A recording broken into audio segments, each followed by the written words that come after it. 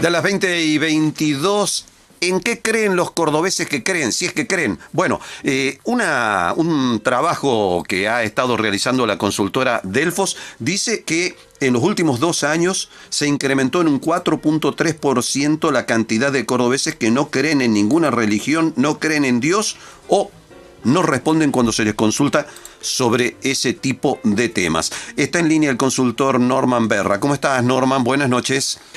¿Cómo está, Ricardo? ¿Todo bien? Todo bien, todo bien. Bueno, los cordobeses son más o menos creyentes a esta altura del partido.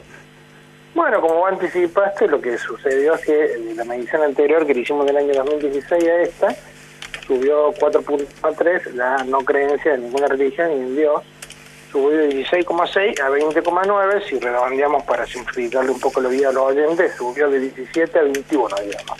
No es una gran suba, pero indica una tendencia, por si vos cada vez que me dedicas 2 años te sube estos 4 puntos, va a tener a lo largo de una década una caída ya más sensible, ¿no es cierto? Esto significa porque, digamos, la gente mayoritariamente se autodefine como católica. Por supuesto, eso hay que ponerlo entre paréntesis siempre, porque hay que ver qué significa definirse de alguna manera convencido o adscripto a alguna religión, ¿no? Hay distintos grados para eso. Pero también ha descendido, entonces, en función de este dato anterior, ha descendido la cantidad de cordobeses que se dicen católicos. Sí, una baja no muy significativa, pero sí visible, descendió del 70,7 al 67,5. Estamos hablando de casi 3,5 puntos de quienes se definen como católicos. En las demás confesiones religiosas las variaciones son todas estadísticamente significativas, menores a 1 punto, digamos, porque tenés una participación muy pequeña. La segunda confesión religiosa más abultada, digamos, la evangelista, pasó de 10,1 a 9,6, y es una baja, digamos, de 0,5 puntos que tampoco podría considerarse estadísticamente significativo, porque estamos hablando de una muestra en toda la provincia y tiene un error de 2,5 puntos más o menos. Entonces cualquier variación por debajo de esa magnitud podríamos considerar que no es una variación realmente sensible. Ahora, de esta reducción de los que se confiesan o se reconocen como católicos, ¿se beneficia alguno de los otros cultos o el descenso los afecta a todos? No, acá bajaron todos, porque la única suba que tengo también es estadísticamente no significativa, que dentro de la Iglesia Universal, que pasó de 0,1 a 0,2, pero estamos hablando de proporciones tan pequeñas que no se puede hablar realmente de un beneficio neto, ¿no? Uno hubiera pensado que con el tremendo marketing que tienen y con lo exitosa que es la Iglesia Universal en Brasil, por ejemplo, que aquí en Argentina también estaba teniendo un tremendo crecimiento, y esto parece ser que no es así. Sí, a nosotros también nos sorprendió el dato, no tenemos el dato del resto del país, es Córdoba, ¿no es cierto?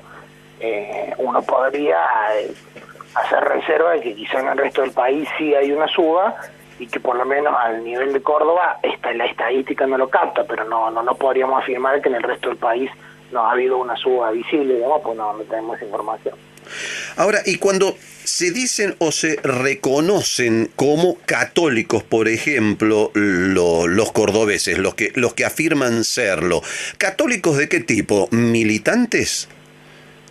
Es una buena pregunta. Vos sabés que lo que hemos detectado es que no todos los que se definen como católicos son practicantes. Vamos a ponerlo en estos términos. Cuando vos preguntas cómo está la práctica, te da que del 67,5 de católicos, más o menos un 45,9 es practicante. Digamos, de un 68, vamos a redondear, es un 46 práctica. Digamos que no todos los que se definen como católicos son practicantes. O sea, menos de la mitad, digamos.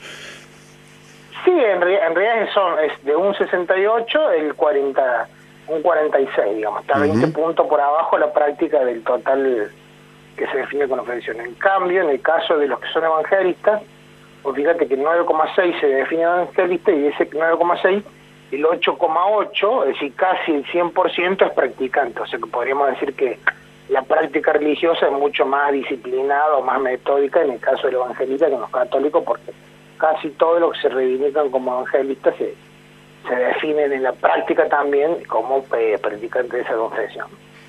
Claro, digamos que la diferencia es que cuando se le pregunta a los que se dicen evangelistas o mormones o cualquiera, digamos, de las iglesias evangélicas en general, los que se reconocen como tales son además practicantes, o sea, no existe esa diferencia que se da entre los católicos, entre los que se dicen católicos pero no son practicantes, ¿no? Exactamente, porque el 9,6 se define como evangelista y el 8,8 como practicante. O sea que es menos de un punto de diferencia entre la definición y la práctica. En cambio, en el caso de los católicos es de 20 puntos y moneda, ¿no es cierto? Y se ve una diferencia ahí bien visible entre esos dos cultos, que son los dos que tienen proporciones más altas, ¿no?, dentro del general. El número de los que no se reconocen como integrantes o como adherentes a religión alguna, ¿ha permanecido estable o ha crecido? Ha crecido esos 4,3 puntos que vimos y la distribución es bastante interesante analizarla, porque fíjate que nos dice una apertura del dato de quienes dicen que no pertenecen a ninguna religión. Y nos dio que el 55% de esa proporción son hombres y el 45% mujeres. Y en la distribución etaria, la proporción más grande está entre 18 y 29 años y entre los 30 y 49 años. Vale decir que es en los segmentos de jóvenes y de adultos jóvenes donde se advierte con mayor intensidad esta no creencia religiosa, ¿no? Ahora, es interesante el dato de que en general los que no creen en Dios son una ínfima minoría, ¿no? Porque una cosa es no adscribir a ninguna religión y la otra es no creer en Dios. Sí, esa es una porción bastante más pequeña, digamos. Son los que se definen abiertamente como ateos, digamos. En ese caso tenés una proporción del 2,1, ¿no? Mientras que los que dicen que no pertenecen a ninguna religión es un poco más, una proporción más grande, un 17%, ¿no? Ahora, la anterior referencia estadística era ¿de qué año? ¿De 2 años atrás? 2 años atrás, 2016. Ajá. ¿Y se puede inferir, digamos, en la comparación entre uno y otro, se puede inferir una tendencia? Y lo que podemos advertir es que, como vos señalaste al principio, es que hay una proporción creciente de cordobeses que se definen en sentido amplio como no adscritos a ninguna religión y que no creen en Dios en una proporción un poco más pequeña, digamos. Y aparentemente, por lo menos en provincia de Córdoba, no se advierte que esta merma, digamos, afecte la distribución de las proporciones de distintos cultos. Sí se advierte, como habíamos dicho antes, una ventaja, digamos, para el evangelista en el sentido de que la práctica religiosa parece mucho más disciplinada o metódica o sistemática, por lo menos en la confesión, ¿no? Porque esto es una pregunta de encuesta, ¿no? No es que hemos hecho un estudio de campo para ver si existe en la iglesia o no. Esto es lo que la gente responde cuando le preguntamos, ¿usted practica o no esta religión? Y se siente no de una religión, una respuesta de tipo direccionada en el sentido de espontánea del encuestado, ¿no? No es un estudio de campo en el sentido de observación de práctica religiosa. Ahora, en términos de mercadeo político, ¿no? Estamos a las puertas de un año electoral y considerando lo que ha sucedido en otros países donde los candidatos se dedican a hacerle la corte a los cultos evangélicos, queda claro que el fenómeno no es reproducible en la Argentina, ¿no? En todo caso que el mercado electoral religioso sigue pasando por el catolicismo. Sí, por lo menos, como marcamos antes, por lo menos en Córdoba provincia, ¿no? Hablamos de estos datos en alguna otra consulta que nos ha hecho algún otro medio, y nos preguntaban si podíamos hacer una hipótesis en relación al resto del país. Y es complicado porque yo debería tener una certeza de que Córdoba en este sentido es representativa del total del país, y no el caso. Me parece que en este caso el comportamiento de Córdoba quizás es bien diferente al que puede identificarse por ahí en zonas como el litoral, donde por ahí el avance de los cultos evangélicos es bastante... Pero sí podría referenciarse con los grandes núcleos urbanos similares, ¿no?